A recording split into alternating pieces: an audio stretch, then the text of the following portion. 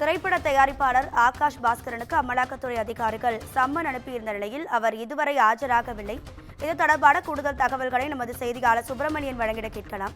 சுப்பிரமணியன், வணக்கம். உங்க விரிவான தகவல்களை சொல்லுங்க.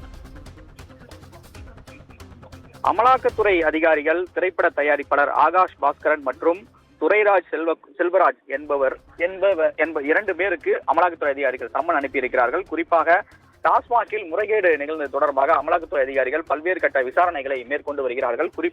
அதன் அடிப்படையில் டாஸ்மாக் உடைய அதிகாரிகளிடம் விசாரணை என்பது நடத்தப்பட்டு வருகிறது. இந்த டாஸ்மாகில் நிகழ்ந்த முறைகேடு தொடர்பான பணம் திரைப்படத்துறையில் முதலீடு செய்யப்பட்டிருப்பதாக சந்தேகம் எழுந்திருக்கிறது. அதன் அடிப்படையில் திரைப்பட தயாரிப்பாளர் ஆகாஷ் பாஸ்கர் மற்றும் அவர் தொடர்புடைய இடங்களில் சோதனை என்பது நடத்தப்பட்டது.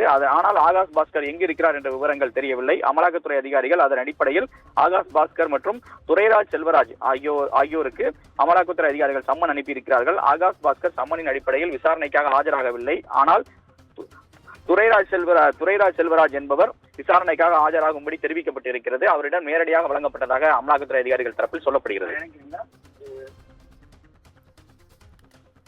உங்க தகவல்களுக்கு நன்றி சுப்பிரமணியன்.